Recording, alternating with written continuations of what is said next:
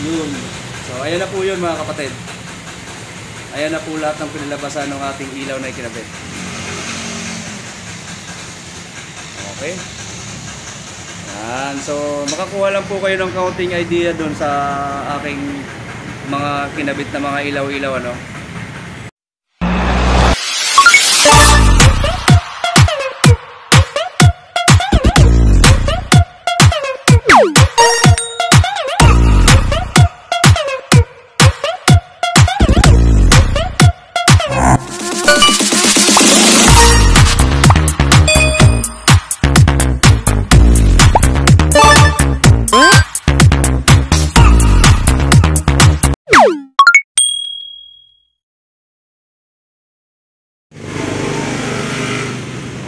Alright mga kapatid, magandang araw po sa inyo. Ayan, ipapasilip ko po sa inyo ngayon itong ating Easyride na 150P kung paano po natin siya in-installan dyan ng ating mga MDL, no? At saka dito sa kanyang half guard, cross guard na tinatawag na iba nating mga kapatid ano? Gaya nito. Ayan. Ito po ay in-order natin online kay Master Dominic yan, Garcia.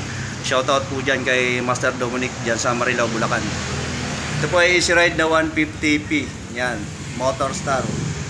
Yan. Simpleng setup lang po ito. Papakita ko po sa inyo kung saan nakalagay yung mga switch niya rin. Ano? Ito, may switch, domino switch, kabilaan, at mayroon din tayong extra charger. Yan. Bukod dito sa ating charger na USB is mayroon pa tayong abang sa taas para marami tayong pwedeng i-charge. Meron din tayong sikretong switch dito. Yan. Ngayon hindi na sikreto yan dahil alam nyo na. Yan, hazard switch natin. Yan, sa kabila naman. So mamaya papailaw natin yan, papakita ko sa inyo yung simpleng setup lang ano mga kapatid. Yan, kung para saan. At itong ating Voltron mast, yan, kasama na rin po yan sa setup natin na ginawa. Itong ating MDL. Meron po tayong sikretong ilaw rin dito sa ilalim. Yan, dalawang kulay blue. So siya yung nag-reflect rito sa ilalim pag once na naka-ilaw na po. Okay, puntahan po natin. Pailawin po natin mga kapatid. 3 hours later. So yun na mga kapatid, ano, unahin po natin sa inyong pailawin tong aking ginawang blinker na dalawa sa harapan. Ayan, ituturo ko po sa inyo kung nasaan po ang ating switch dito, ano, para po makita nyo rin, para pinailaw natin. Ito po yun mga kapatid ang ating switch ng ating blinker ano, na katuturo ko lang sa inyo, nasa harapan doon sa unahan. Dito ko po ilagay sa kanan para hindi po naman mapuno masyado dito sa bandang kaliwa kasi masyadong marami na switch doon, kaya dito ko na po siya nilagay. So isusunod naman po natin mga kapatid ang kanyang hazard switch, no? So ito naman po ang kanyang hazard switch mga kapatid. Dito ko na nilagay sa left kasi mas madali lang mag-hazard kung dito po tayo gagakabit. Unlike na dito po natin siya ilalagay sa kanan is mahirapan na po tayo kasi andito po ang ating handle grip, ang ating throttle grip, no? Tapos ang hazard natin is madali lang. So hindi na po natin kailangan na-indicate pa yan kung nasaan po yan. Automatic naman po yan doon po sa ating signal light na nakakabit na yan. Ano? Turo ko po sa inyo yung iba nating mga auxiliary. Yan, turo ko po sa inyo. Yan mga kapatid, ito naman to, itong apat na to, ano, itong dalawang kabilaan na to. Kung nasaan po ang switch yan ay nandoon din po sa taas yan. At saka itong nasa ilalim na double po yan, isang white at isang yellow, no? Mapapailaw rin po natin yan mamaya. Tuturo ko rin po sa inyo kung saan ang switch yan para lang po makakuha kayo ng counting idea para dun sa ating ilaw. Tapos saka natin sila pailawin lahat, ano? Puntahan po natin yung switch. Ngayon mga kapatid, tungkol naman po dun sa ating auxiliary dun sa ilalim na tinuturo ko nga.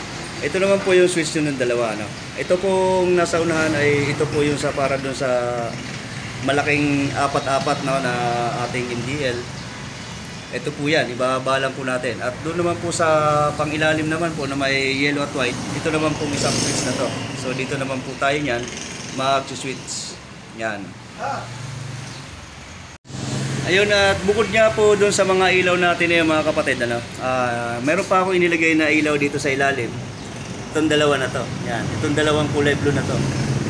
So pagka nag-on tayo ng park light, is automatic yan na mag-iilaw siya rito, mag-reflect papuntan sa ilalim. So ang kagandahan nun kasi is magiging visible tayo. Halimbawa na galing magkakasalubungan tayo na ibang sakyan, may kita na tayo. dahil sa ganda nung ilaw natin na pababa naman.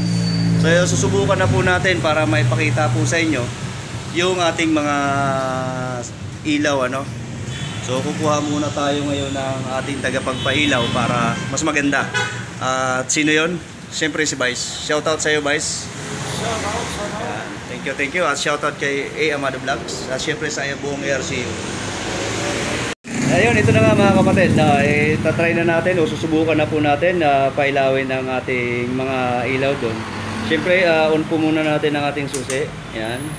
Hintayin natin matapos ang animation. Tapos, start na rin po natin para mas maganda, hindi yung battery natin, hindi mahumina habang tayo ay nagpapailaw kasi 12.3 lang ang kanyang voltahe ng battery. So ngayon, papaandarin muna natin para at least continuous yung kanyang charge habang tayo ay gumagamit ng ilaw. Start na po natin yan. Okay, yan, nag-start na. Nasa 1 lang ang kanyang minor. So ngayon, si Vice na muna ang ating papagamitin lahat ng mga ilaw. Papabuksan natin sa kanya isa-isa para makita natin yung ating mga ilaw na ikinabit. Okay, unahin muna natin, Vice, ang park light muna tayo sa park light. Oo, park light. Game. Ayun. So, kasi ito mga kapatid ay talaga stock to na may ilaw. Kapag kayo po ay kumuha ng Easyright na 150p, may ilaw na po talaga yan pag nag-park light. Ito pong kulay blue sa ilalim, may kinabit ko na lang po yan. Ayan. So ayan, nag-reflect na siya dyan, di ba? Maganda na siya tingnan para dun sa ating unit. Okay, sunod naman natin, Vice, ang hazard. Ayun, so naka-hazard switch na. Diba? Ayan. Kaya sino gustong-gusto magkaroon ng hazard. At isunod mo na, Vice, yung blink natin dito sa kabilang switch. Yan, yung blinker natin. Kabila, taas. Yan, okay, steady mo lang.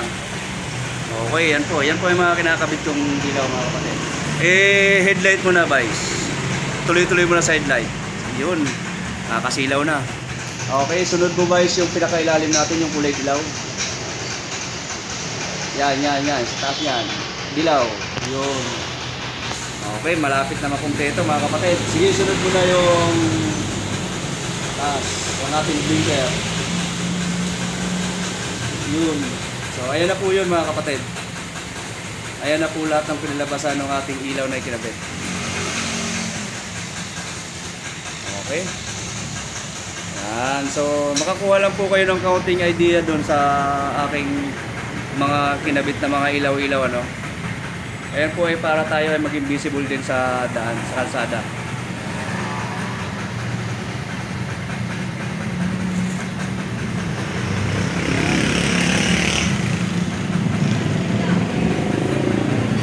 Okay, isa-isahin mo na pa tayo, guys. Stop mo na lahat. Pa-isa-isa. Okay.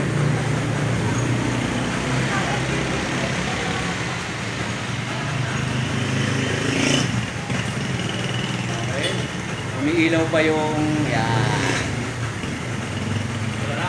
Wala na, okay na. Salamat, boy, salamat. Ayun mga kapatid, maraming salamat po doon sa mga tumutok at nagtapos doon sa aking pinakita ang ilaw dito sa ating Easyright na 150p counting tutorial. Kung halimbawa gusto nyo kumuha ng idea kung paano magkakabit. So yun na po yun. Yung mga switch, kung saan nakalagay ang switch, tapos yung anong klase. Mga domino switch po ang ginamit natin yan. Bukod doon, maraming salamat sa iyo, Vice, sa ginawa natin si Vice kasi taga pindot-pindot doon sa ating mga mikos-mikos na tinatawag. Yan. Ano masasabi mo? Wala na? Wala na. Okay na. Wala kang shoutout? Shoutout sa taga ERCU. Ayun. Shoutout po sa buong ERCU mga kapatid. Sa lahat-lahat, ingat po tayo lagi mga kapatid. Salamat.